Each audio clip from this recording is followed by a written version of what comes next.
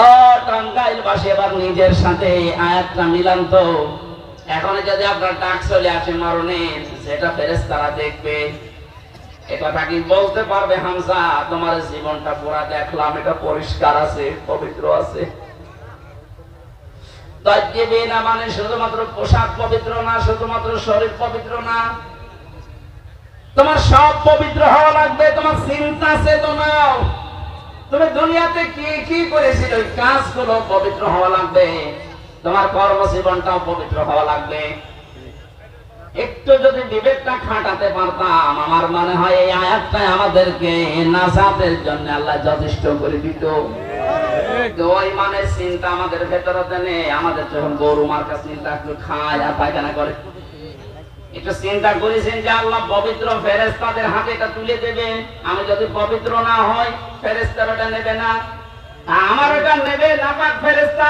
সিজিনের যারা আছে, ইল্লিনের তারা নেবে না। আমার এখনই পরিবর্তনের দরকার। 10 বছর পরে না, 20 বছর পরে না, এখনই। কখন?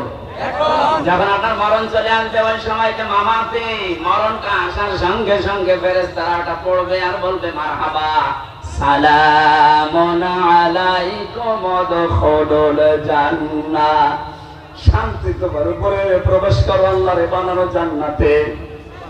এমন একটা দরজা আপনার জন্য খুলে দেবে।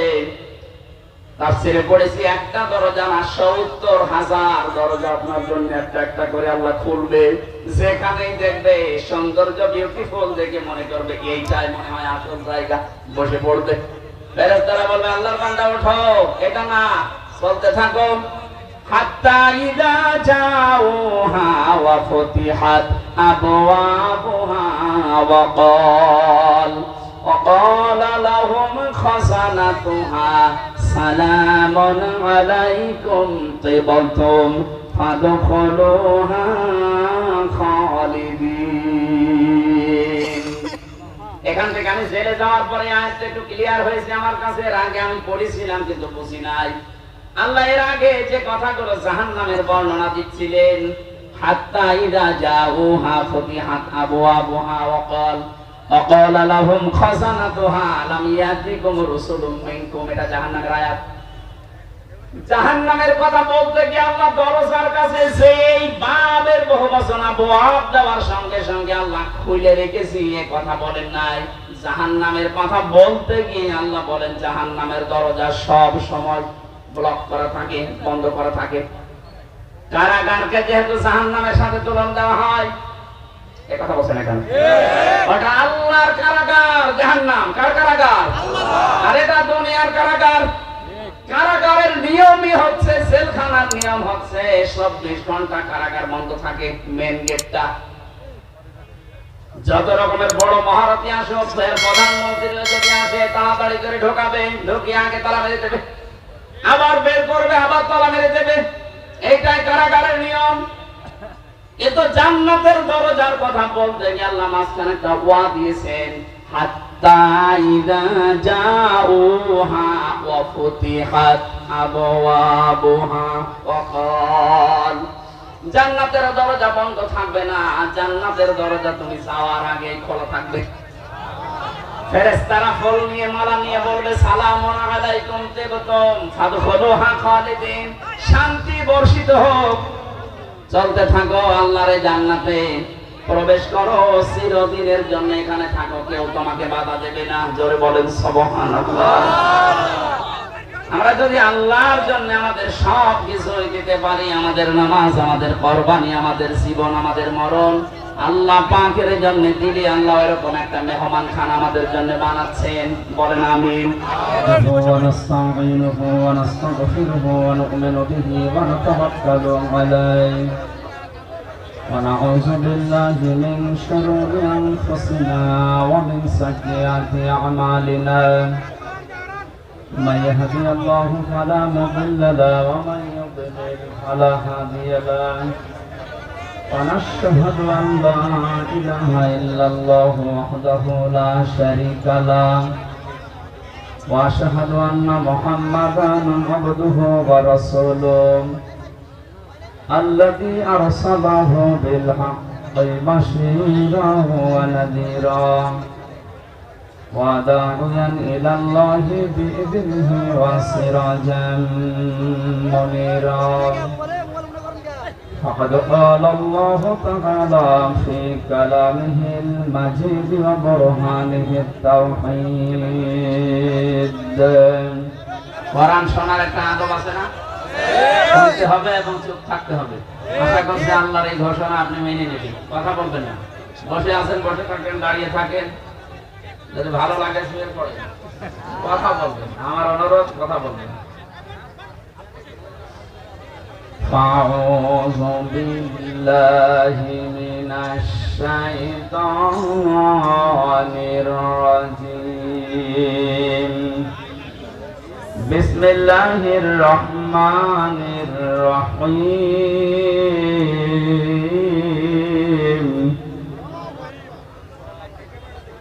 قل إن صلاتي ونسكي ومحياي ومماتي لله رب العالمين لا شريك له وبذلك أمرت وأنا أول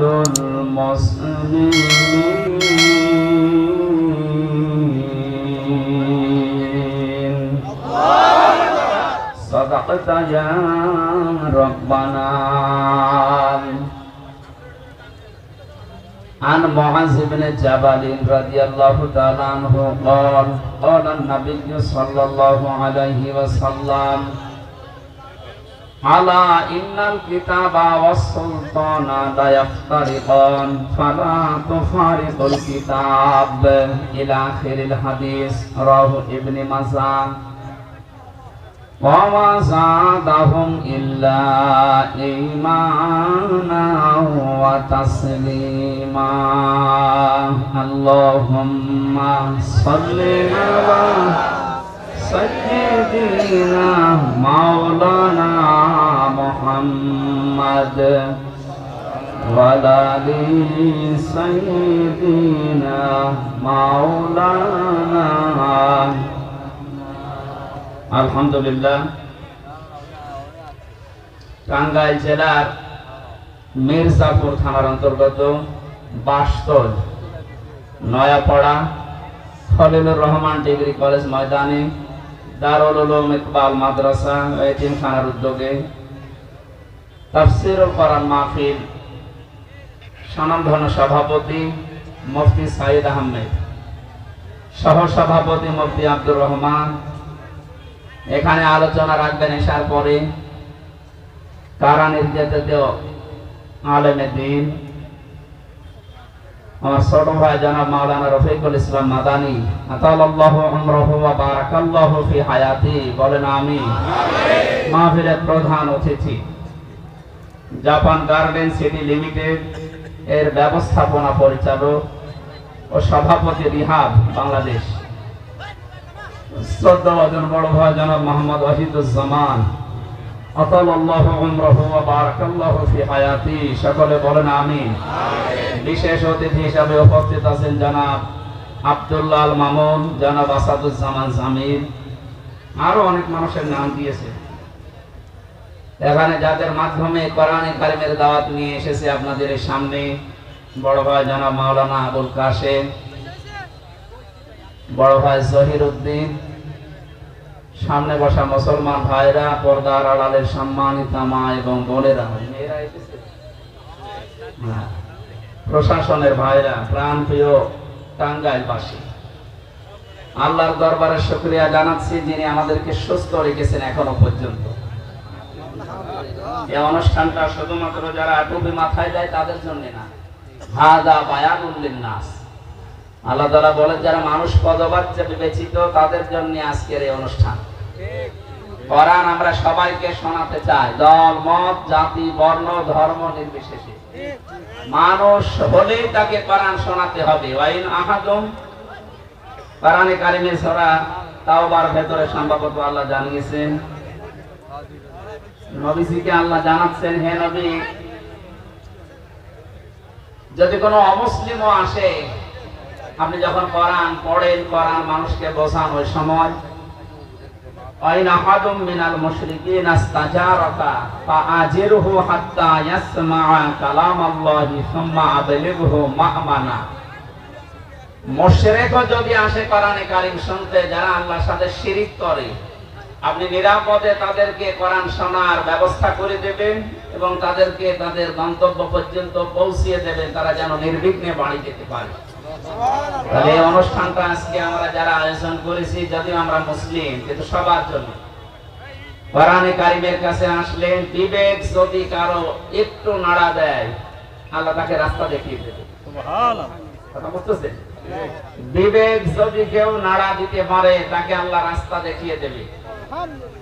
আমার আজকে রাতে আলোচনা আছে, মনে হয় রাত 9টা থেকে 10টা, 10:30 পর্যন্ত, আশুলিয়া জামগড়া। ওখানে আমি বিবেকের উপরে কথা বলবো মনে করছি। আজকে এখানে আপনাদের আয়াত পড়েছিলাম সূরা আনআম 62-63 দুইটা আয়াত পড়েছি।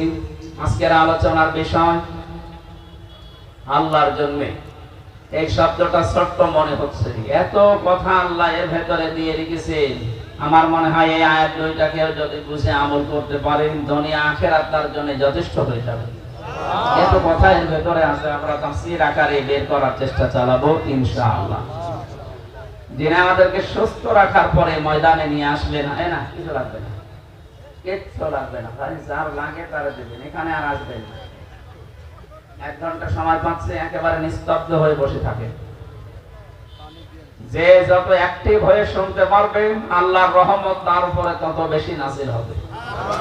কারণ কোরআনের ঘোষণা এইটা, ফাসতামিউ লাহু ওয়া আনসিতু, শুনতে হবে নিশ্চুপভাবে এবং চুপ থাকা লাগবে। লাআল্লাকুম তুরহামুন, আশা করা যায় আল্লাহর রহমত এখানে নাযিল হবে। আমরা এই বিশ্বাস করি না? ইনশাআল্লাহ। আর এটা পাওয়ার জন্যই আমরা এসেছি। সুতরাং যারা আসলাম, বাড়ির সব কাজ বাদ দিয়ে, সারাদিনের পরিশ্রান্ত শরীর এখন লেলিয়ে দেবেন বিছানায়, তাও বাদ দিয়ে দিলেন কোরআনের একটা আয়াত বোঝার জন্য। এত আগ্রহ যাদের, তারা বলছে আলহামদুলিল্লাহ। এটা যে একটা নেট কাজ, এখন অন্তত আপনার এখানে যতক্ষণ আসেন, বসেন, গোনা হচ্ছে না, এই গ্যারান্টি আমরা দিতে পারি। গোনা হচ্ছে?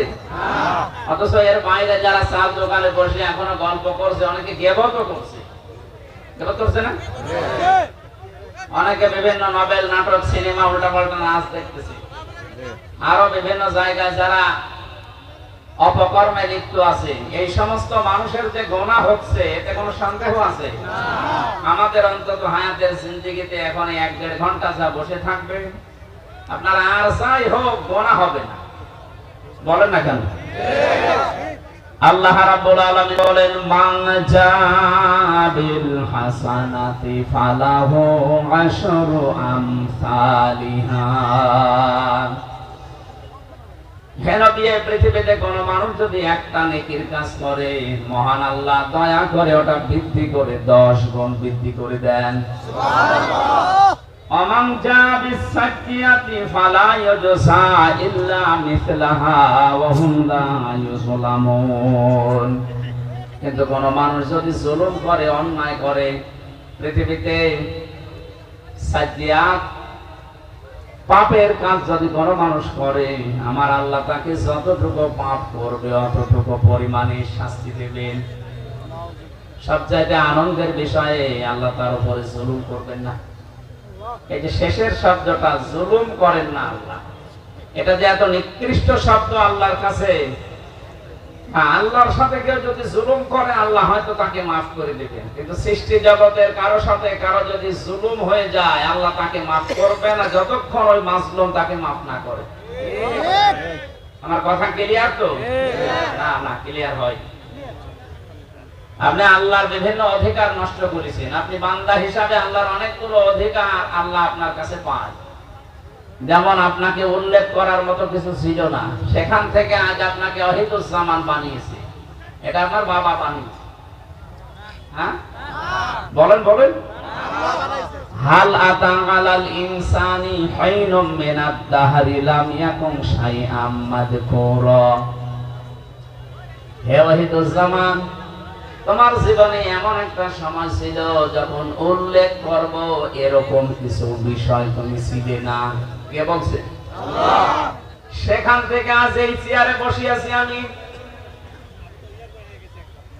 এখানে এককভাবে হয়তো তোমার মা বাবা বিছানায় ছিল, এতটুকুই শেষ। বাকি যা করার আমি আল্লাহ নিজে করেছি। এখানে তোমার প্রতি আমার অনেকগুলো দাবি আছে। আমি তোমাকে বানানোর কারণে আমার প্রতি তোমার যেমন দাবি আছে, সে দাবিগুলো আমি ওই যে বীর্য থেকে শুরু করে এ পর্যন্ত সব দিয়েছি। তুমি কথা বলতে পারতে না, আমি আল্লাহ এটা শিখিয়েছি।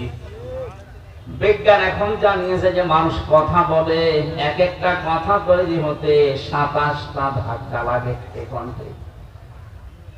এই কণ্ঠের ভেতরে 27টা স্তর আছে। এতগুলো ধাক্কা তৈরি হওয়ার পর একটা কথা আপনি বের করতে পারেন। কোরআন আর হাদিস জানিয়েছে প্রত্যেকটি স্তরে আল্লাহ এক একজন ফেরেশতা বসিয়ে রেখেছে আপনার এই কথা তৈরি করার জন্য। মেশিনের ভেতরে যদি আপনি গম দেন, 3-4টা স্তর পার হওয়ার পরে আটা বের হয়। আল্লাহ বলেন এই যে কণ্ঠের কয়েক ইঞ্চি জায়গা, এখান থেকে কথা তৈরি হতে 27টা স্তর পার করে একটা কথা বের হয়। কাউকে যদি আল্লাহ কথা বন্ধ করে দেয়, তাম দুনিয়ার সব ডাক্তার মিলে আপনার কথা বের করতে পারবে না, কারণ এটার মানুষের দায়িত্বে নেই, এটা আল্লাহ নিজের দায়িত্বে রেখেছেন। আর এটা পালন করাচ্ছেন আল্লাহ ফেরেশতাদেরকে দিয়ে। এই জন্য মানুষ যদি একটু নাড়াচাড়া দেয়, বিবেককে একটু যদি কাজে লাগাতে চেষ্টা করে, ওর দুনিয়ার দিকে তাকানো লাগবে না, ওর নিজের দিকে তাকালে হেদায়েত পেয়ে যাবে। আমরা বহুবার বলেছি, মানুষকে বানাতে আল্লাহ যে নিজের পক্ষ থেকে 5টা জিনিস দান করেছিলেন: শ্রবণ শক্তি, দর্শন শক্তি, বাক শক্তি, আকেল শক্তি আর ঘ্রাণ শক্তি। এর ভেতরে বাক শক্তি এ শব্দটা আছে না? আছে। বলেন বলেন। ক্লাস চলছে, ছাত্রের মতো জবাব দেবেন। বাক শক্তি দিয়ে মানুষ কি করে? কথা বলে। বলেন না কেন? এইটা আল্লাহ নিজে দিয়েছেন, কেউ দেয়নি। তাফসীরের ভেতরে পড়েছি হাক্কানিতে, এখানে অনেক আলেম আছে, তাদেরকে বলছি আপনি একটু চিন্তা করে দেখেন। এই যে 27টা স্তর, প্রতি জায়গায় একজন করে ফেরেশতা বসে আছে। এর কথা ওর কাছে, ওর কথা ওর কাছে, এভাবে দিতে দিতে 27 নম্বরের জায়গা দিয়ে একটা কথা তৈরি হয়। একটা ফেরেশতা যদি ওখানে বসা অবস্থায় দায়িত্ব সঠিকভাবে পালন না করে, কোরআন আর হাদিসের বর্ণনা আপনি কথা শুদ্ধভাবে বলতে পারবেন না, গাগো শব্দ হবে। আর বিজ্ঞানের থিওরি হচ্ছে আপনার কথাগুলো মুখ দিয়ে আসবেই না। পাগল যেমন করে আপনি ওরকম করবেন। যে কথা এটা তৈরি হওয়ার জন্য যিনি দায়িত্ব পালন করাচ্ছেন ফেরেশতাদেরকে, বলেন বলেন আল্লাহ বলেন এই যে কথা থেকে শুরু করে তার শরীরে যত অর্গান দিয়েছি, যত সম্পদ দিয়েছি, এক একটা মানুষের শরীরে যত সম্পদ আছে, যত যদি কিছুই না পায়, একটা একটা করে যদি বিক্রি করতে থাকে, কত টাকার মালিক নিজে জানেন। যিনি বসে আছে আমাদের প্রধান অতিথি, ওনাকে আল্লাহ সম্পদ দিয়েছে মনে করেন। যদি বলা হয় ভাই 2টা চোখ দিয়ে দেন, এই যে প্রতিষ্ঠানের মালিক আপনি এরকম 5টা প্রতিষ্ঠান দিয়ে দেবে? বলে তো 2টা চোখ দিতে রাজি না। দর্শন শক্তির কথা বলছিলাম, আল্লাহ নিজে দিয়েছেন এইটা। এজন্য উনি যদি কাউকে নষ্ট করে দেয় জন্মের পর থেকে, তামাম দুনিয়ার ডাক্তার মিলেও আপনাকে দেখাতে পারবে না। আল্লাহ বলেন আমি যে নেই থেকে শুরু করে তোরে হামসা বানালাম, বহু কিছু তোর জীবনে আমার আছে। আমার যেমন আছে তোর জীবনে, আমিও তো তোর কাছে কিছু পাবো।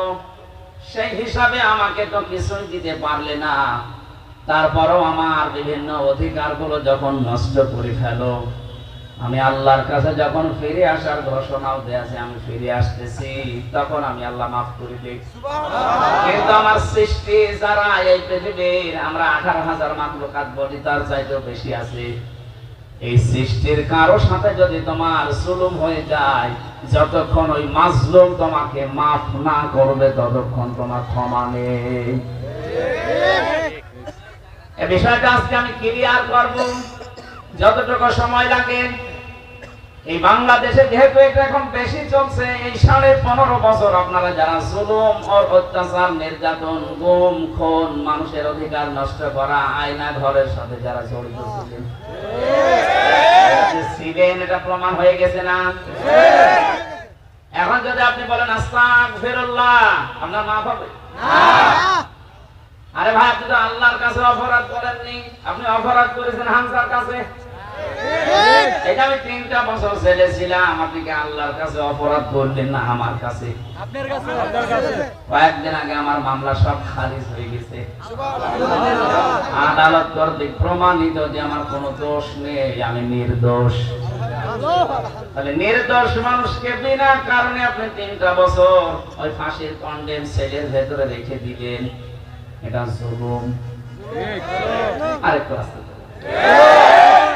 এই জুলুমের সাথে আমার মামলার আয়ু থেকে শুরু করে যারা তত্ত্ব বটন জড়িত প্রত্যেকে জালেম। জুলুম যারা করে তারা কি জালেম? ইমাম আহমদ ইবনে হাম্বল রাহমাতুল্লাহ আলাইহি উনি জেলে ছিলেন, ওনাকে প্রতিদিন 32টা করে চাবুক মারা হতো। আল্লাহ, এক কারারক্ষী এসে একদিন বলছে, হুজুর জালেম কাকে বলে? জালেমদের যে বর্ণনা আপনি মাঝে মাঝে এই যে কারাগারে বসে বসে বলেন, লেখেন, আমি যে আপনাকে পাহারা দেই, আমি কি জালেমের ভেতরে পড়ি? আমি কি জালেমের সহযোগী হিসাবে পড়ি? আপনি একটু আমাকে বলেন তো। ইমাম আহমদ ইবনে হাম্বল বললেন, আল্লাহর বান্দা, জালেমের সহযোগী বলা হয় তাদেরকে যে মানুষগুলো যারা জুলুম করে তাদের পানি টেনে দেয়, কাপড় পরিষ্কার করে, ঘরদোর পরিষ্কার করে দেয়, নাস্তা বানিয়ে দেয়, চা টেনে দেয়। এই জালেমদের যারা এগুলো খেদমতে আছে তারা হচ্ছে জালেমদের সহকারী। আর তুমি যেটা করছো সহকারী না, তুমি নিজে জালেম। তাতে কামড় দিয়ে বলছে, কি প্রশ্ন করলাম আর উত্তর পেলাম কি? প্রশ্ন না করে ভালো ছিল। আমি জানতে চেয়েছিলাম যে আমি কি জালেমের সহযোগী কিনা, এখন তো নিজেই আমি জালেম হয়ে গেলাম। এই জুলুম থেকে মুক্ত হওয়ার জন্য কি করা লাগবে? উনি কয়েকটা টিপস দিয়েছিলেন আমার এখানে শিক্ষা দেওয়ার বিষয়।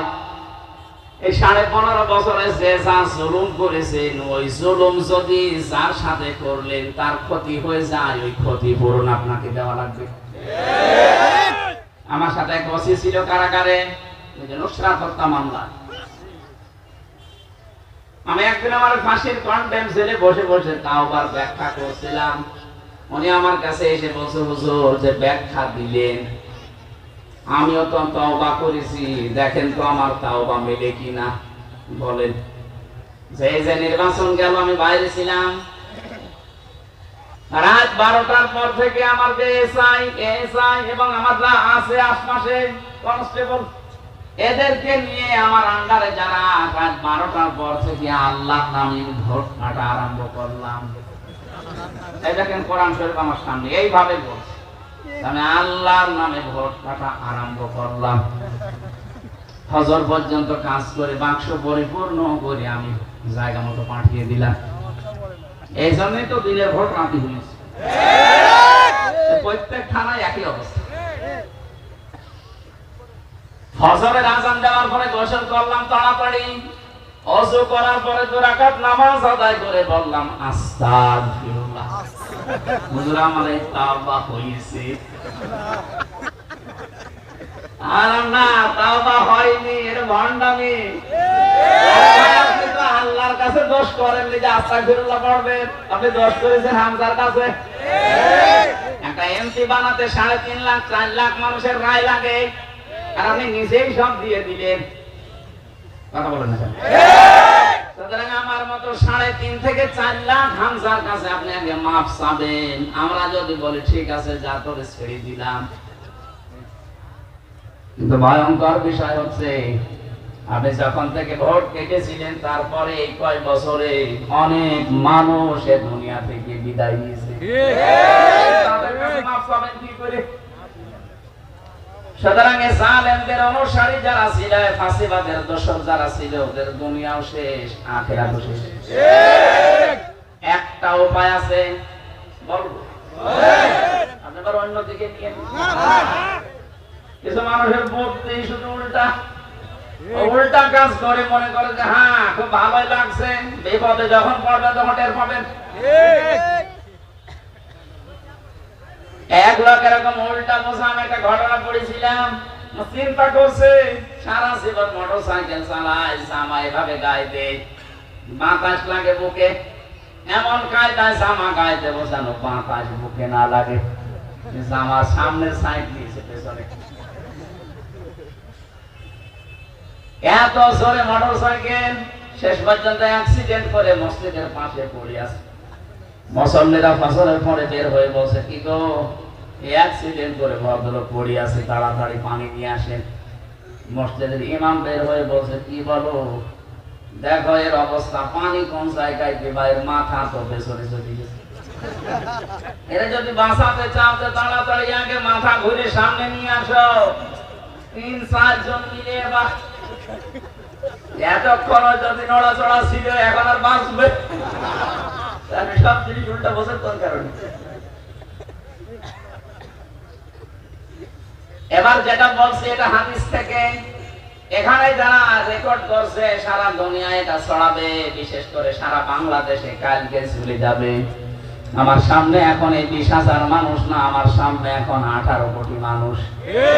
সবাইকে খুব ভালোবাসা নিয়ে বলছি, মায়া মহব্বত নিয়ে বলছি, আপনি আশা করি আপনি শুনবেন, তাহলে আপনি দুনিয়াও সফল হতে পারবেন, আখিরাতেও মুক্তি পাবেন। যারা অপরাধ করেন, জুলুম বিশেষ করে, এটা করার পরে যদি আপনি শুধু আস্তাগফিরুল্লাহ পড়েন, হবে না কেন? এক সাহাবী এসেছে, মহিলা ডাক দিয়ে বলে, হে রাসূল, আমি জিনা করে ফেলেছি যৌবনের তাড়নায়, আপনি আমার উপরে বিচার করেন, আমাকে মুক্ত করেন অপরাধ থেকে, আমি পরিত্রাণ চাই। নবীজি বললেন, ঠিক আছে, গোপন কথা কাউকে বলবা না, বাড়ি চলে যাও। মেয়েটি আবার সামনে গিয়ে বলে, না আপনি বিচার করেন, আমি মুক্ত হতে চাই। কারণ পৃথিবীতে 3টা অপরাধের শাস্তি আল্লাহ ডবল ডবল করে দিবে। কয়টা? 3টা। আরো জোরে 3টা। একবার বলেন 3টা।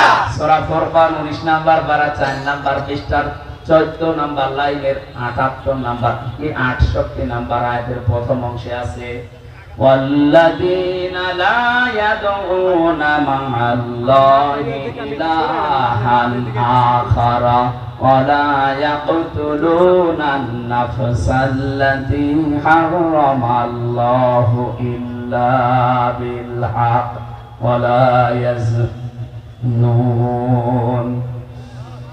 রহমানের বান্দাদের গুণাগুণ বর্ণনা করতে গিয়ে আল্লাহ জানিয়েছেন, আমি আল্লাহর বান্দা বলে সারা দুনিয়ায় দাবি করবে, তাদের কমপক্ষে জীবনে 3টি কাজ তো থাকবেই না।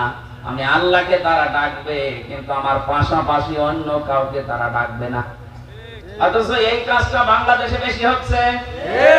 এই যে মাআল্লাহ, আল্লাহর সাথে ইলাহান আখারা, অন্য কাউকে যে ডাকে, আল্লাহ বলেন, আল্লাযীনা লা ইয়াদউনা, তোমরা ডাকবা না মাআল্লাহ, আল্লাহর সাথে ইলাহান আখারা, অন্য কাউকে। আপনি দেখেন তো দেশের বহু জায়গায় আল্লাহর নামে কিছুক্ষণ স্মরণ করে, জিকির করে, এরপরে আপনি এমন এমন শব্দ শুনবেন, ইয়া আলী বাবা, শাহ আলী বাবা, পাগলা বাবা। তার মানে আল্লাহকে ডাকার পাশাপাশি অন্য কাউকে ডাকলেন, আপনি শিরিক করছেন। আপনি বুঝে করেন আর না বুঝে করেন, এদেশে নেই। এগুলোর মূল হোতা ছাড়া আপনি মানুষকে জাহান্নামে নিয়ে যাচ্ছেন, নিজেও যাচ্ছেন, জাতিকে নিয়ে যাচ্ছেন। আমি সতর্ক করার জন্য বলছি, আজকে থেকে আপনি থামবেন, আল্লাহর সাথে অন্য কাউকে ডাকা জায়েজ নেই। কথা বলেন না কেন?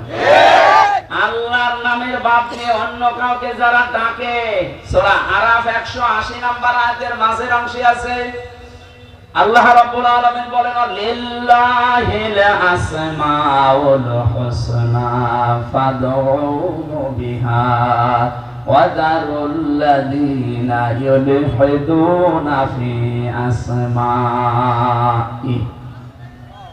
এটা ইলহাদ। আলেম যারা আছে তারা বুঝবে, যারা আল্লাহর সাথে ইলহাদ করে, উল্টা পাল্টা করে, আল্লাহর নামকে রং ঢং দেয়, কিছুক্ষণ লা ইলাহা ইল্লাল্লাহ, এরপরে ইল্লাল্লাহ, এরপরে হু হু, এরপরে অন্য কিছু যোগ করে। কোরআনে কারীমের নির্দেশ অনুযায়ী এগুলো প্রকাশ্য নিষেধ। আশা করছি আপনি জীবনে আর এই কাজ করবেন না, তাহলে ডবল শাস্তি পাবেন। এর পরের শব্দে আল্লাহ ডবল শাস্তির কথা নিজেই জানিয়েছেন, ইয়াগাফুলাহুল আযাবু ইয়াউমাল কিয়ামাহ। আল্লাহ পাক বলেন ডবল শাস্তি দেব কিয়ামতে। আজকে থেকে সিদ্ধান্ত নেওয়া যায় না, বলেন আল্লাহর সাথে আমরা আর কাউকে ডাকতে পারি না, সে বাবা হোক, চাচা হোক, কথা বলেন না কেন? যত বড় আল্লাহর ওলি দাবি করুক, পীর সাহেব হোক, খাজা বাবা হোক না, আল্লাহ ছাড়া আমি কাউকে ডাকতে পারি না জিকির হিসাবে। প্রশ্ন আসতে পারো না, জিকির হিসাবে ডাকে না, আল্লাহকে পাওয়ার জন্য ওইটা মাধ্যম হিসাবে, এটাও জায়েজ নেই। সূরা জুমার লিউকাররিবুনা ইলাল্লাহি যুলফা। আল্লাহ পাক বলেন নবী ওদেরকে যদি জিজ্ঞাসা করো যে দেবতাদেরকে ডাকো কেন, ওরা বলবে না এদের ডাকি না, এদের মাধ্যমে আমরা আল্লাহর কাছে যেতে চাই। আমি নাম ধরছি একটা, আপনি বেশি নাম না, যে আমার তাহেরি ভাই বিভিন্ন নাম যে জিকির বানিয়েছে, কেল্লা বাবা, শালি বাবা, ফতে বাবা, কত বাবা, এদেরকে আপনি জিজ্ঞাসা করবেন যে আল্লাহর নামে জিকির করলেন, পাশাপাশি কাদের, ওরা বলবে এদেরকে আমরা ডাকি না, এদের সম্মান মর্যাদা ডাকা ডাকি করে আল্লাহকে পাওয়ার জন্য। ১৫০০ বছর আগে ওই মুশরিকরা যা বলেছে ওরা তাই বলছে, হ্যাঁ বলেন না কেন? আজকে থেকে ভুল পথে আর পা বাড়াবেন না, আল্লাহর সাথে অন্য কাউকে আপনি মিলাবেন না। মনে শান্তি পেতে চান, আল্লাযীনা আমানু ওয়া তাতমাইন্নু কুলুবুহুম বিযিকরিল্লাহ, আলা বিযিকরিল্লাহি তাতমাইন্নুল কুলুব। সূরা রাদের ভেতরে আল্লাহ জানিয়েছেন যাদের ঈমান আছে তাদের অন্তরে শান্তি আসবে শুধুমাত্র আল্লাহর নামে। কার নামে? আল্লাহর নামে। বলেন বলেন আল্লাহর নামে। আল্লাহ বাবার নামে শান্তি আসা সম্ভব না, জাতির বাবার নামে না। এই পৃথিবীতে শান্তি শুধু মুমিনের অন্তরে আসবে আল্লাহর নামে। জেনে রাখো আল্লাহর নামে মানুষের অন্তরে একটা আলাদা শান্তি তৈরি হয়, এটার বাংলা নাম অনির্বচন সুখ। এটা পাখির বাচ্চাগুলো, মুরগির বাচ্চাগুলো দেখবেন দানা যখন এভাবে ডাউন করার পরে ফল করে দেয়, বাচ্চাগুলো ওর নিচে একটা কিচির মিচির আওয়াজ দেয়, কথা বলে না কেন? এই আওয়াজকে বাংলা ভাষায় বলা হয় অনির্বচন সুখ। এটা আপনি পাবেন তখন যখন আল্লাহ বাদে অন্য কাউকে ডাকবেন না। রহমানের বান্দা হিসাবে এই এদিকে তাকিয়ে থাকেন, না দেখতে পারলেও চোখ বন্ধ করে থাকেন। আলোচনা কিন্তু আমি ভুলে যাবো ভাই। আরে ভাই কথা তো উপর থেকে আসা লাগবে না, নাকি বানাবো? বানাবো আমি, ভালো পরিবেশ দেন। قالوا سبحانك لا علم لنا إلا ما علمتنا إنك أنت العليم الحكيم। কিছুই জ্ঞান আমার নেই, যতটুকু আল্লাহ আমাকে বলাচ্ছে অতটুকু ছাড়া। ডিস্টার্ব করলে তো ভুলে যাবো। আশা করছি পরিবেশ নষ্ট করবেন না। আমার মাহফিল গুলো শুধু আমি একে খেলা করার জন্য একটা ক্লাস করাচ্ছি, আপনি যেন এটা মনে রাখতে পারেন সারা জীবন। আজকের এই সিদ্ধান্ত বাস্তবায়ন করবেন আপনার এই প্র্যাকটিক্যাল লাইফে। এখন থেকে যে যত বড় বুজুর্গ হোক, আকাশ দিয়ে উড়ে এসেও যদি বলে, বলো কে আল্লাহ বাবা, বলবেন না আল্লাহ বাদে আমি কাউকে ডাকতে পারি না। আল্লাহর সাথে অন্য কাউকে যদি যোগ করি আমার শাস্তি হবে ডবল। বলেন বলেন, আমি কি একটা বানিয়ে বলছি? আয়াতের দলিল দিয়েছি। 2 নম্বরে যারা মানুষ হত্যা করে অন্যায় ভাবে, এদের শাস্তি ডবল। এই যে 1772 জন মারা গেছে সরকারি জরিপে, বেসরকারি জরিপে 3732 জন। জুলাই আগস্টে যারা মারা গেল, আপনি কোন কোন কারণে এদের বৈধতা দিতে পারেন হত্যার? বলেন। আপনি তো নিজে নিজেই পালিয়ে গেলেন, মাঝখান থেকে এতগুলো জীবন দুনিয়া থেকে বিদায় করে দিলেন। যারাই করেছে, যারা এর সাথে জড়িত, ডাইরেক্ট ইনডাইরেক্ট, আপনি আল্লাহর কাছে ডবল শাস্তি পাবেন। এটা থেকে পরিত্রাণের একটা ব্যবস্থা আছে, আমি সামনে যাচ্ছি। 3 নম্বরে ওয়ালা ইয়াজনুন, জেনা করবা না। দুনিয়ায় যারা জেনা করেন তাদের শাস্তি হবে ডবল। অথচ বাংলাদেশে ইদানিং দেখছি বুড়ো জেনাখোর বেড়ে গেছে। বয়স 85 বছর, শরীর চলে না, অথচ হাতের জেনা, মুখের জেনা, চোখের জেনা, বাকি লজ্জা স্থানের জেনা যদিও করতে নাও পারে, তাও হাতের জেনা চালাচ্ছে। এই মানুষগুলো আবার মানবাধিকারের কথা বলে যে না, আমরা একটা ছাড়া 2টা বিয়ে করি না। এটা টাটকা শয়তান।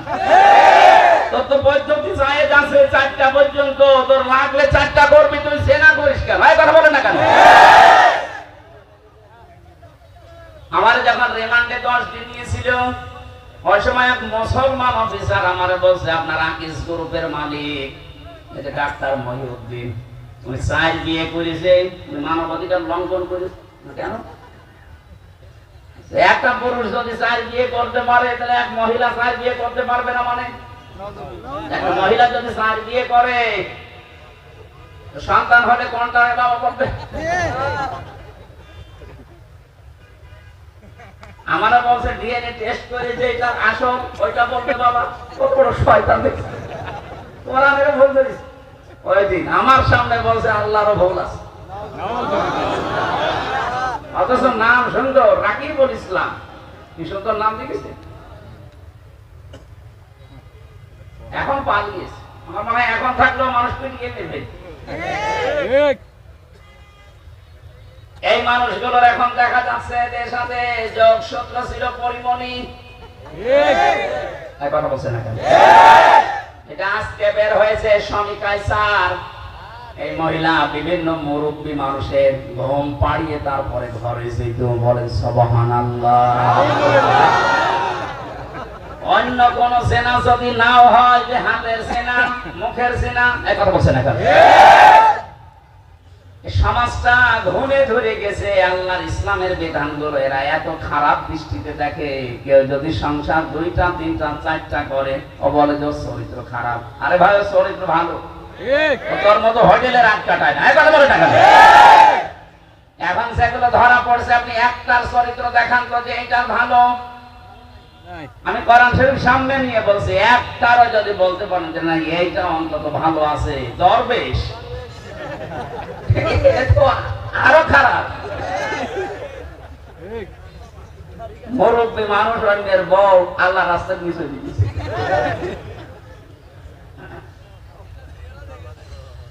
টাঙ্গাইলবাসী সেনা ছাড়া করে তাদের শাস্তি হবে 1টা না 2টা? আরো জোরে বলেন।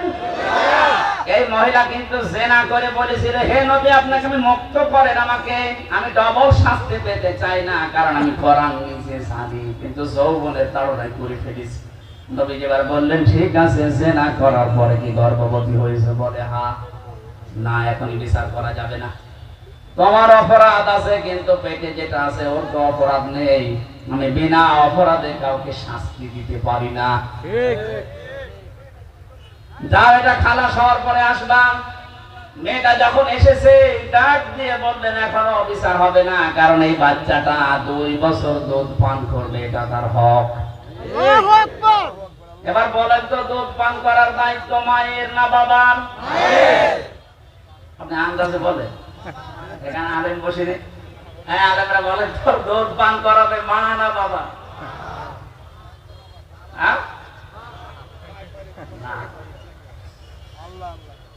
এবার কোরআন বলছে আপনি আলেমদেরকে আপনি দেখবেন ওয়ালো ওয়ালিদাতু ইরদিহুনা আওলাদাহুন্না হাওলাইনি কামিলাইনি লিমান আরাদা আইয়ুতিম্মার রাদা।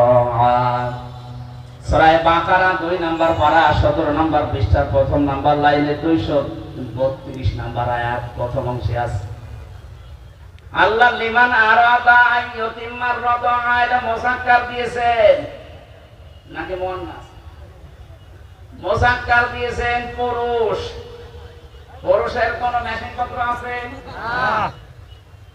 যাদের অন্তত পুরুষ মানুষ তারা তো বলতে পারেন আমাদের আছে না। আল্লাহ আমার পুরুষ মানুষের শব্দ দিলেন কেন?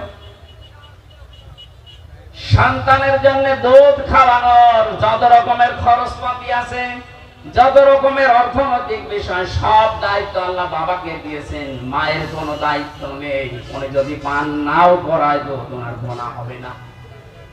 কথা বলে না কেন? এজন্য ওই জামানার নিয়ম ছিল সন্তান হওয়ার পরে পাঠিয়ে দিত বাবা। 2 বছর আগে দুধ খাওয়ানোর যত খরচ আছে বাবার পক্ষ থেকে দেওয়া হতো। এইটাই নিয়ম ইসলামের। আমার মনে হয় মাইকে বলা এটা ঠিক হলো না, কারণ আমারও তো 40 দিন আগে একটা বাচ্চা হয়েছে। ম্যাডাম যদি লাইভ ডাকে বলবে ঠিক আছে তোমার মেয়ে তুমি নিয়ে যাও, নয়তো এক একটা মেয়ের জন্য 5 লাখ টাকা করে দেওয়া লাগবে। ও সাদা মাথায় দেওয়া লাগবে, কারণ মেয়ে তো আমারে বাঁচানো লাগবে। কথা বলে না কেন? যেহেতু আমার মেশিন পত্র নেই, আল্লাহ ওনাকে দিয়েছে। সম্মানিত মা বোনেরা, আপনাদেরকে এখানে ছোট্ট একটা কথা বলছি, যারা নিজেদের বডি ফিগার, নিজের শরীর স্বাস্থ্য নষ্ট হয়ে যাবে, খারাপ হয়ে যাবে এই নিয়ত করে সন্তানকে দুধ দিতে চান না। কোন জিনিস এক জায়গায় রাখলে জমাট বাঁধলে কিন্তু ওটা নষ্ট হয়ে যায়। পানি এক জায়গায় রাখবেন দেখবেন পছন্দ ধরে। যত পানি ছেড়ে দেবেন দেখবেন স্বচ্ছ নির্মল পানি আসতে থাকবে। আর এক জায়গায় রাখেন দেখেন 10 দিন পরে পছন্দ ধরে যাবে, নষ্ট হয়ে যাবে, পোকামাকড় তৈরি হবে। পৃথিবীর কোন জিনিস এক জায়গায় রাখলে নষ্ট হয়। এই লোহা লক্কর এক জায়গায় রাখেন, মরিচা ধরবে, জং ধরে যাবে, শেষে ক্ষয় হতে হতে মাটি হয়ে যাবে। কথা বলেন? ক্ষমতা এক জায়গায় রাখা ঠিক না, এটা নষ্ট হয়ে যায়। 15.5 বছরে তাই হয়েছে। আমি অত দূর যেতে চাচ্ছি না।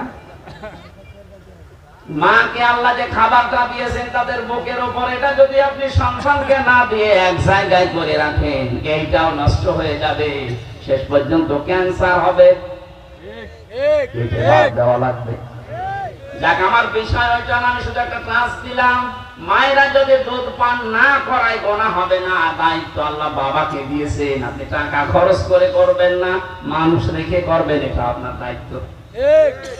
নবীজি বললেন এই দুধটা যেহেতু ওর বাবা, আপনি বলতে পারছেন না কে ওর বাবা, আর যে বাবার নাম বলবেন ও বাবা তো দায়িত্ব নেবে না, কারণ সন্তানটা জারজ।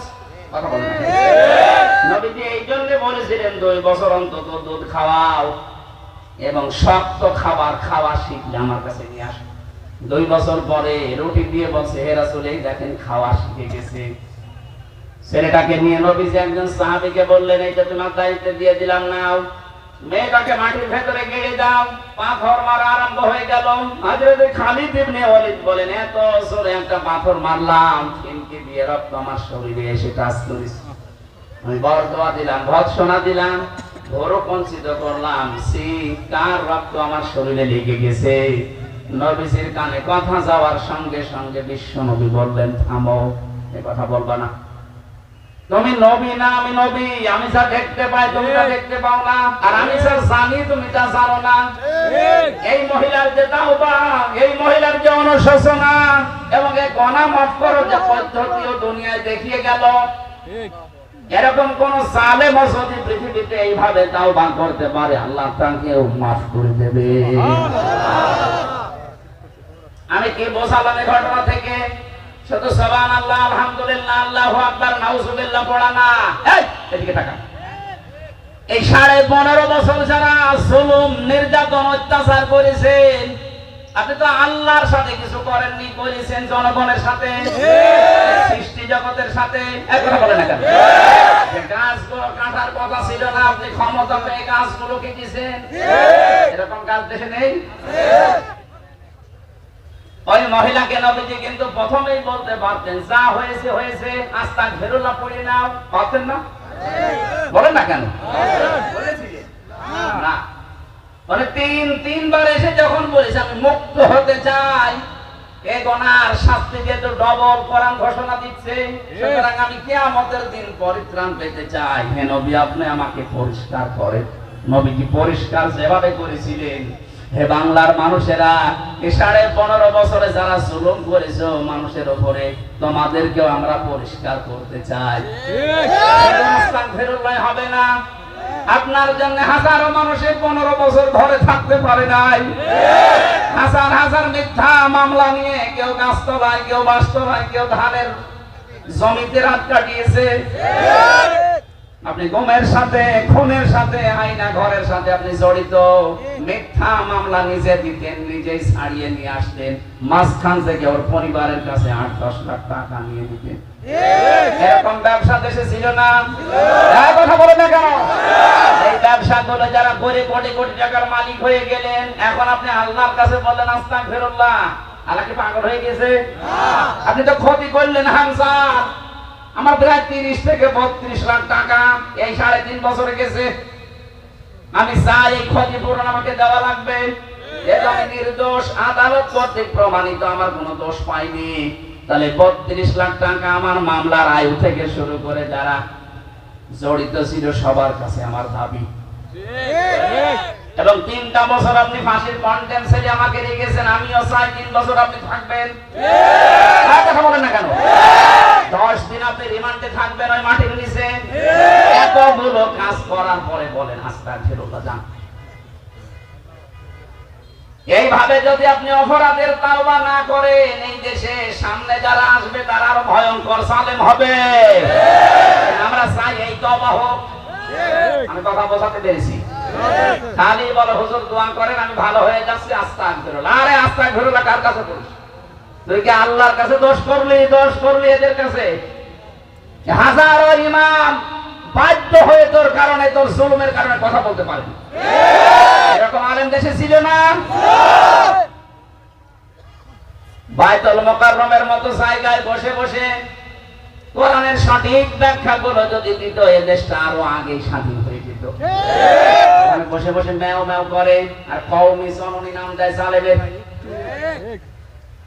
জেলখানার ভেতরে মাওলানা মামুনুল হক সহ যতগুলো আলেম, 76 জন আলেম ছিল, আমরা মাঝে মাঝে বলতো এ করলো কি, এর বাবা তো ভালো ছিল, আর এই জালেমাকে একটা নৌকা পাওয়ার জন্য কওমি জননী দিয়ে দিল।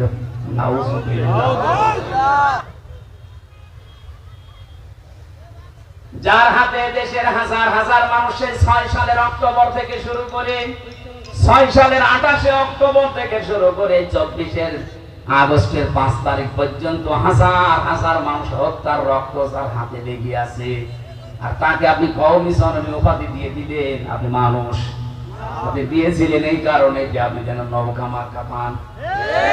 কথা বলে না কেন?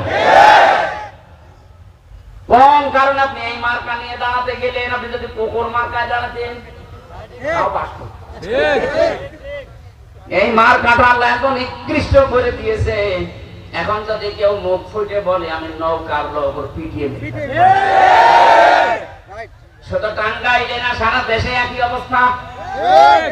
আমার 630টা থানায় মাহফিল নেওয়া আছে সারা বাংলাদেশে, প্রায় জায়গায় তো এখন যাচ্ছে, যেখানে যায় ওই নাম যদি কেউ বলে আগে গালি দেয়। জালেমদেরকে আল্লাহ বলেন আমি নিজে ঘৃণিত করে দেই। জালেমদের উপরে ঘৃণা জন্মায় কে? আল্লাহ। পুরা সৃষ্টি জগতের ভেতরে তাদের প্রতি রাগ তৈরি হয় আল্লাহর পক্ষ থেকে।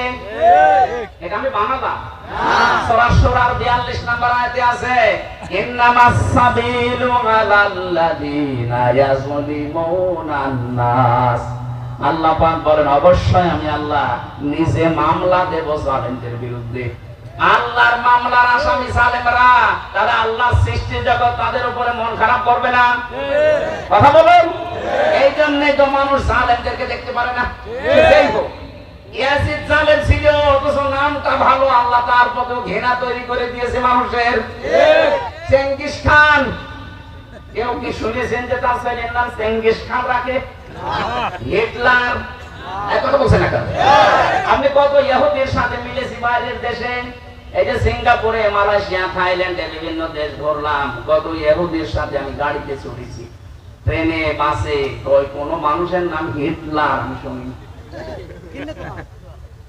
ইয়াজিদের নাম আমি শুনিনি, চেঙ্গিস খানের নাম আমি শুনিনি। অথচ নামগুলো তো খারাপ না, চেঙ্গিস খান কেউ রাখে? কারণ জালেমদের প্রতি ঘৃণা তৈরি করে দেয় কে? আরো জোরে। রমজানে সৌদিতে ছিলাম, মক্কা থেকে বদরের ময়দানে যাওয়ার সময় একটা গাড়ি ভাড়া করলাম, যে ড্রাইভার মদিনায় বাড়ি ওনার, আমারে বলছে ইয়া হাজিউল হুজ্জা দাইনা বিলাতুকা, ও হাজি দেশ কোথায়? জি তোবেন বাংলাদেশ, আমি বাংলাদেশ থেকে এসেছি। আমারে বলছে হারামি, কি বলে না, বলছে তোমাকে বলি নাই, তোমার দেশের যে দায়িত্ব আছে ওটা একটা হারামি। ওইটা ঠিক আছে। আমারে বলছেন আপনি, না তুমি ওই দেশের মানুষ, দেখেছেন এই দেশে বাড়ি, আমারে পর্যন্ত চোখ গরম করে হারাম বলছে, অথচ জীবনেও দেখি উনি। তাহলে মোবাইলে ইউটিউবে কর্মকাণ্ড করে একটু দেখে। এখান থেকে ৬,০০০ কিলোমিটার, এত দূরের মানুষের ভেতরে আল্লাহ ঘৃণা তৈরি করে দিয়েছে। এটা হামজা তৈরি করেছেন আল্লাহ। আরো জোরে আমরা যেন এরকম জুলুম না করি, আমাদের প্রতি আল্লাহ ঘৃণা তৈরি করে দেবে সৃষ্টি জগতের। কথা বলেন ঠিক কিনা? আমি আপনাদেরকে যেন বিপদে না পড়েন বাঁচাতে চাই, সত্যি আপনাদের ভালোবাসি। আপনারা এখনো যদি নিজেকে মুক্ত করতে চান, ওই মহিলার মতো শাস্তিটা নেন। চুরি করেছেন, হাত কেটে দেওয়া হবে। আমার মনে হয় এই বিধানটা যদি বাংলাদেশে জারি হয়, যে ৩৫০ এমপির একটারও হাত থাকার কথা না। আপনি জেনা করেছেন, আপনাকে ওই মহিলার মতো কি পাথর নিক্ষেপ করে বিদায় করা হবে। এইটাও যদি দেশে কোরআনের এই আইনটা, সূরা নূরের আইন, এটা যদি চালু হয়, এই দেশে বহু মানুষকে আপনি মাথা খুঁজে পাবেন না, শুধু বলি। যারা এই চাঁদাবাজির সাথে জড়িত ছিল, এক বেলা ভাত খেতে পারে না, অথচ ১৫ বছরের ব্যবধানে এখন কত কোটি কোটি টাকার মালিক তারা। এই মানুষগুলো শাস্তি, যাদের কাছে যা করেছেন তার ওইগুলো আগে ফেরত দিয়ে দেন। ওই ক্ষতিপূরণ তাকে দেওয়া লাগবে। যাকে বৈষম্যের শিকার করে ১৫ বছর তার চেয়ারে বসতে দেননি, তাকে ওই জায়গায় আগে পৌঁছিয়ে দেওয়া লাগবে। এই কথা বলছে না? কয়েকদিন আগে আমি এক এসপি অফিসে গিয়েছিলাম, আমি নাম নিলাম না। উনি আমারে বলছিলেন ১৫.৫ বছর আমি বৈষম্যের শিকার ছিলাম, ৫ তারিখের পর থেকে আমার এই দায়িত্বটা দিয়েছে। তাহলে এরকম বহু মানুষ যারা বৈষম্যের শিকার হয়ে, জুলুমের শিকার হয়েছিলেন, তাদের ওই ক্ষতিপূরণ গুলো আগে পোষান, তারপরে বলেন আস্তাগফিরুল্লাহ। নয়তো আপনার আস্তাগফিরুল্লাহ হবে ওই ওসির মতো, রাতের বেলা ভোট কাটে আর ভোরবেলা বলে আস্তাগফিরুল্লাহ। আল্লাহ আমাদেরকে বাঁচান। আল্লাহ বলেন আমি জুলুম করি না, যতটুকু অপরাধ করবো অতটুকুর জন্য আমি আল্লাহ তোমার শাস্তি দেব, সওয়াব গুনাহ দেব, আমি তুমি জুলুম করব না। আজকের তেলাওয়াত কিন্তু আয়াত একটা পরিচিত, আমার মনে হয় এখানে অধিকাংশ যারা একামতের দিন এই শব্দের সাথে পরিচিত, এই আয়াত তারা জানে। এর ভেতরে এমন গুরুত্বপূর্ণ কিছু তথ্য আছে, আমরা আবিষ্কার করার চেষ্টা চালাবো ইনশাআল্লাহ। আমাদের কষ্ট হচ্ছে? এখনো ছোট হুজুর আছে, আসতেছে। জবান খুলে কোরআনের আয়াত পড়ে না। আউযু বিল্লাহি মিনাশ শাইতানির রাজীম। বিসমিল্লাহির রহমানির রহিম।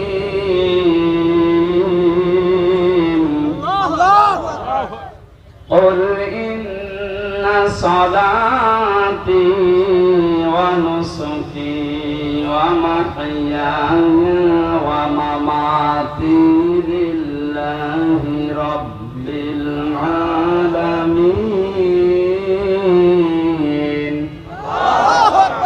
হযরত ইব্রাহিম আলাইহিস সালাম আমাদের জাতির পিতা যিনি, তাকে আল্লাহ এই কথাগুলো শুনিয়েছেন।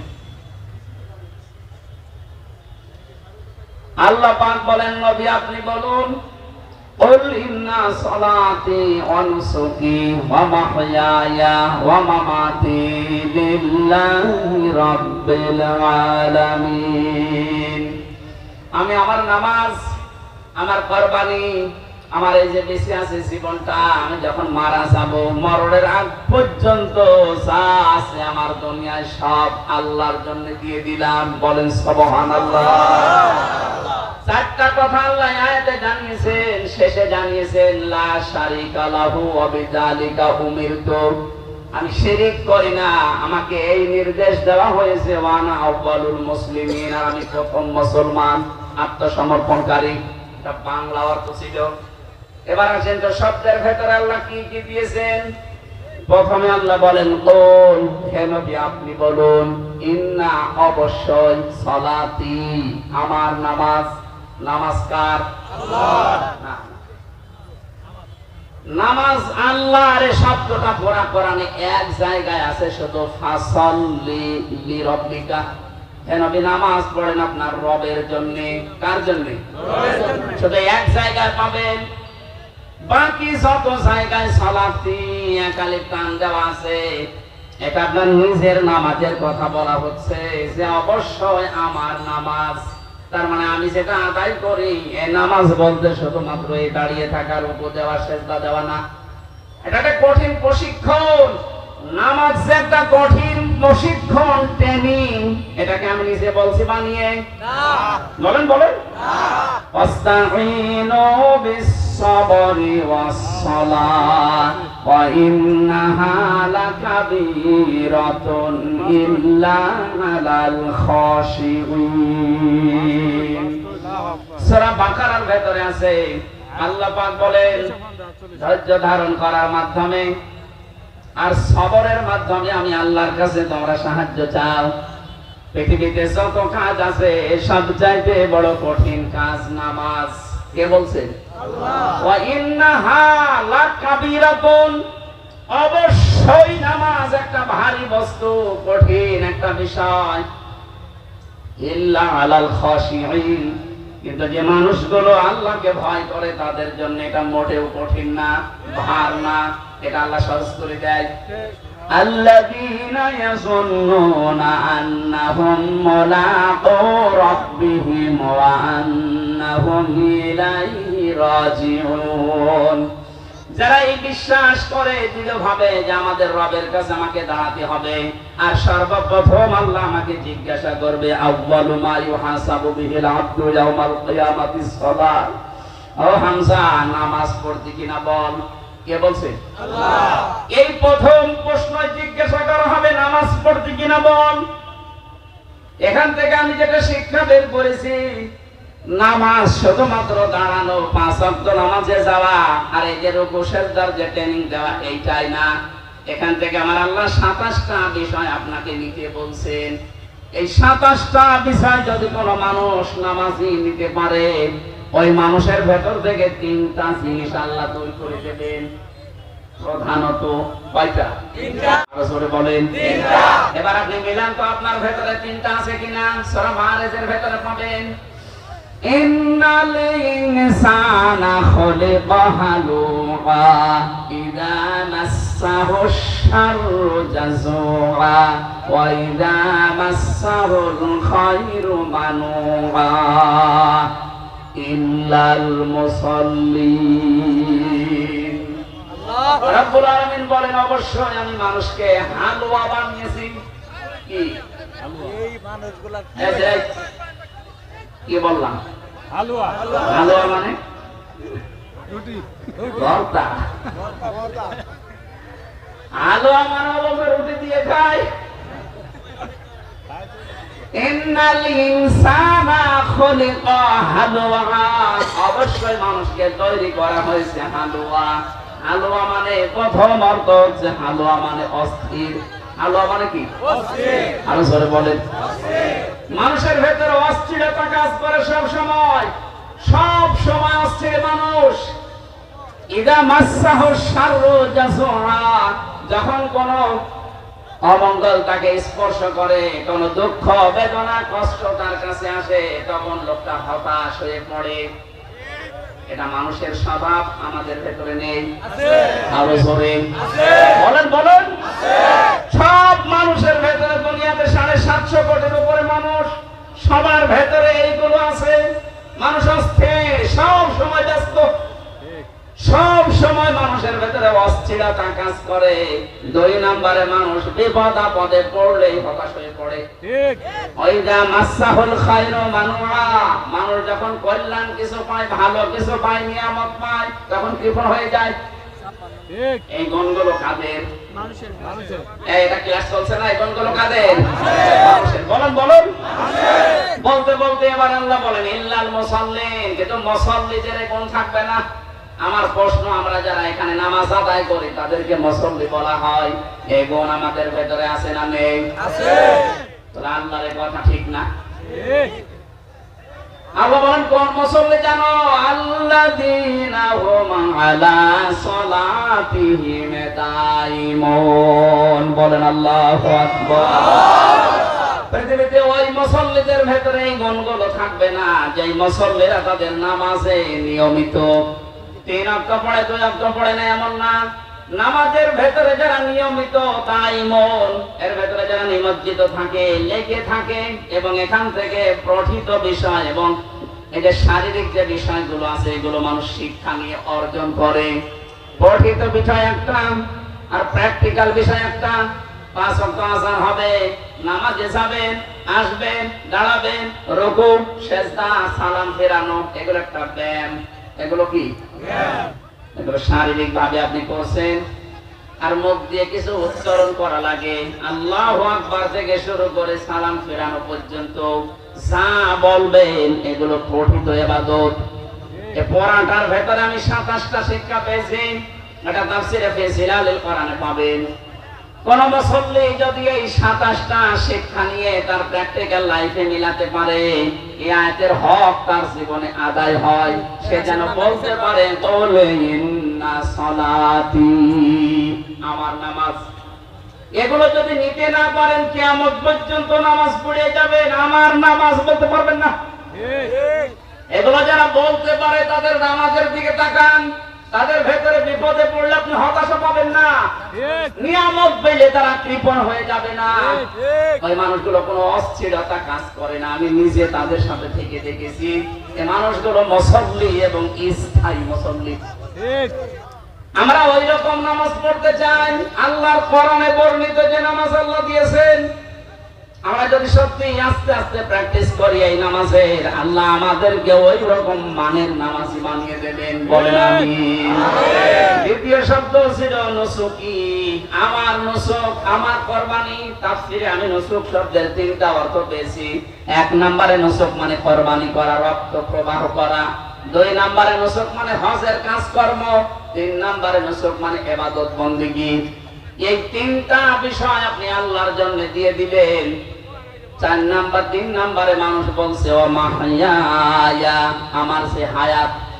এই যে 60, 65, 80, 90 বছরের একটা হায়াত, আল্লাহ আমি যখনই তোমাকে এই কথার ঘোষণা দিয়েছি যে ও মাহইয়া, আমার হায়াত আমি দিয়ে দিয়েছি, এখন থেকে মন মতো আমার 1 সেকেন্ডও কোনো জায়গায় ব্যয় হবে না। জোরে বলুন সুবহানাল্লাহ। এইভাবে করে যদি জীবন কেউ চালাতে পারেন। 4 নম্বরটা ও মামাতি, আমার সে মরণ আসবে, এই মরণের আগ পর্যন্ত আমার এই সারা জীবনের 33 বছর হামসার বয়স, এই 33 বছরটাই আমি পবিত্র পরিষ্কার করে তোমাকে দেখাবো। সুবহানাল্লাহ। এই জন্য যখন ফেরেশতারা আসবে, জালেম যারা মারা যায় তাদের সামনে, আল্লাহ কোরআনে কারিমে সূরা নাহলের ভেতরে তুলে ধরেছেন, আল্লাযীনা তাতাওয়াফাহুমুল মালাইকাতু যালিমি আনফুসিহিম ফাআলকাবুস সালামা মা কুন্না না'মালু মিন সু বালা ইন্নাল্লাহা আলিমুম বিমা কুনতুম তা'মালুন। فادخلوا أبواب جهنم خالدين فيها فلبئس مثوى المتكبرين জোরে বলেন আল্লাহু আকবার। আল্লাহ বলেন মালাইকা ফেরেশতারা যখন আসবে, একজনের নাম দেননি মালাকুন না, মালাইকা ফেরেশতারা আসবে বহু বছর। জালেমদের সামনে যখন ফেরেশতারা আসবে, এ মানুষগুলো তখন নিজেদের অপকর্মের কথাটা তুলে ধরবে। যখন ফেরেশতারা এই যে দেখ, এটা দেখার পরে তখন থেকে তারা আফসোস শুরু হবে। আল্লাহ রাব্বুল আলামিন এটা তো বেঈমান যারা, জালেম যারা, তাদের এই দুঃখের বর্ণনা দিচ্ছিলেন। যেখানে কোরআনে পেয়েছি দুঃখের কথা, তারপরেই পেয়েছি আশার কথা। এবার আমরা যারা টোটাফাইটা একটা হালকা পাতলা মুমিন, ঈমান আমাদের একটু আছে, তাদেরকে আল্লাহ একটা সুসংবাদ দিচ্ছেন। আল্লাযীনা তাতাওয়াফাহুমুল মালাইকাতু তাইয়্যিবিনা ইয়াকুলুনা সালামুন আলাইকুম উদখুলুল জান্নাতা বিমা কুনতুম তা'মালুন। কোন মানুষ যখন মুমিন হয়ে মারা যেতে পারে, তাইয়্যিবিনের অর্থ আমি তাফসিরে পেয়েছি, তাইয়্যিবিন মানে শুধু পবিত্র না, শুধু নিজের শরীরকে পবিত্র করা, নিজের পোশাককে পবিত্র করা না, নিজের চিন্তা, চেতনা, আকীদা, বিশ্বাস এবং নিজের খাবার, দুনিয়ায় বেঁচে থাকতে যা অবলম্বন লাগে সবগুলো আপনাকে পবিত্র করা লাগবে। আমার কথার অর্থ বোঝেননি?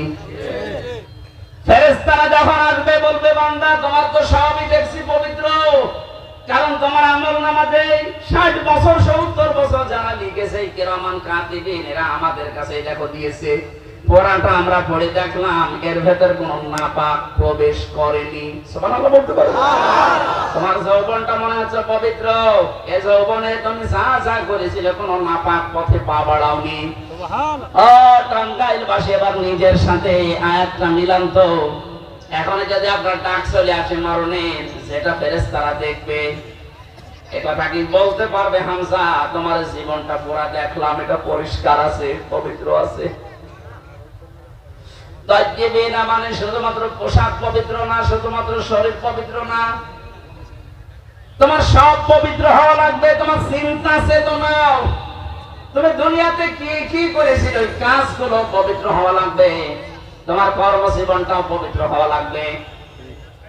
একটু যদি বিবেকটা খাটাতে পারতাম, আমার মনে হয় এই আয়াতটাই আমাদেরকে নাজাতের জন্য আল্লাহ যথেষ্ট করে দিত।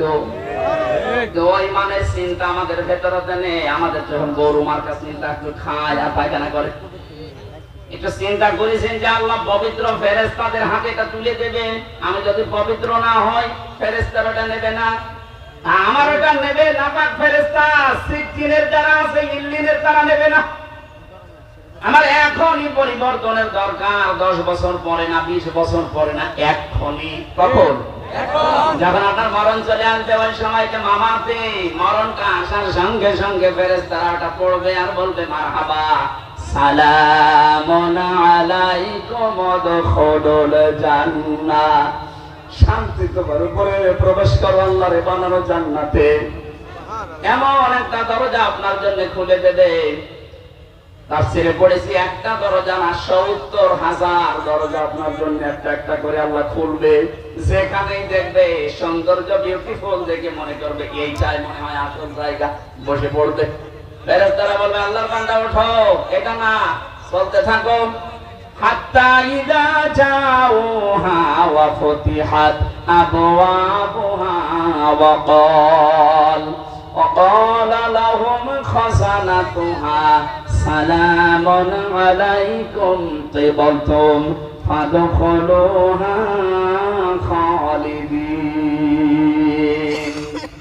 এখান থেকে আমি জেলে যাওয়ার পরে আয়াতটা একটু ক্লিয়ার হয়েছে আমার কাছে। এর আগে আমি পড়েছিলাম কিন্তু বুঝি নাই। আল্লাহ এর আগে যে কথাগুলো জাহান্নামের বর্ণনা দিচ্ছিলেন, হাত্তা ইযা জাউহা ফুতিহাত আবওয়াবুহা وقال لهم خزنتها ألم يأتكم رسل منكم, এটা জাহান্নামের আয়াত। জাহান্নামের কথা বলতে গিয়ে আল্লাহ দরজার কাছে সেই বাবের বহুবচন আবওয়াব দেওয়ার সঙ্গে সঙ্গে আল্লাহ খুলে রেখেছি, এই কথা বলেন নাই। জাহান্নামের কথা বলতে গিয়ে আল্লাহ বলেন জাহান্নামের দরজা সব সময় ব্লক করা থাকে, বন্ধ করা থাকে। কারাগারকে যেহেতু জাহান্নামের সাথে তুলনা দেওয়া হয়, এ কথা বলছেন এখানে, ওটা আল্লাহর কারাগার, জাহান্নাম কার কারাগার? আর এটা দুনিয়ার কারাগার। কারাগারের নিয়মই হচ্ছে, জেলখানার নিয়ম হচ্ছে 24 ঘন্টা কারাগার বন্ধ থাকে, মেন গেটটা। যত রকমের বড় মহারথী আসুক, প্রধানমন্ত্রী যদি আসে তাড়াতাড়ি করে ঢোকাবে, ঢুকিয়ে আগে তালা মেরে দেবে, আবার বের করবে, আবার তালা মেরে দেবে। এইটাই কারাগারের নিয়ম।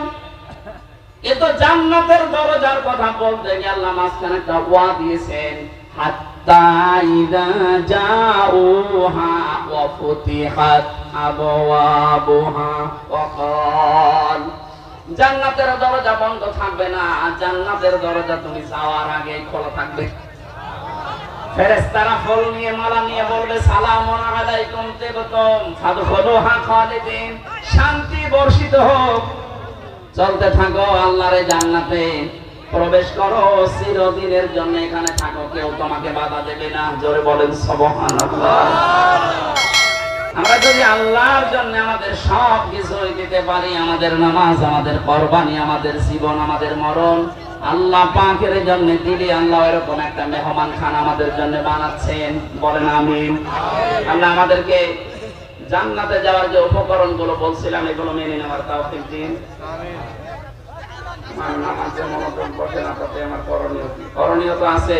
নামাজের ভেতরে মনোযোগ না বসলে পাপ কাজ ছেড়ে দেওয়া লাগবে, এই জন্য মনোযোগ আসতেছে না। এখন আজান হবে, 5 মিনিট আছে।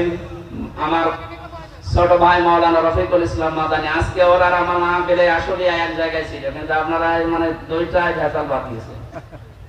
আগামীতে আমরা আসলে আরো বেশি কথা বলতে পারবো। আর এমনি সারাদিন আজকে অনুষ্ঠান, সেই ফজরের পর থেকে 12:30 পর্যন্ত অনুষ্ঠান করে জার্নি করে আসলাম। আগামীতে আসলে কথা বলবো। আজকে ওই ভাইয়ের কাছে কথা শুনে আমি যতটুকু বলেছি, আল্লাহ আমাকে এবং আপনাদেরকে মনে রেখে আমল করার তৌফিক দান করুন। হাদা মানে ইনদি আল্লাহু আলাইহি তাওয়াক্কালতু ওয়া ইলাইহি উনীব। আসসালামু আলাইকুম। আযান দিয়ে এখানে নামাজ পড়ে ওনারা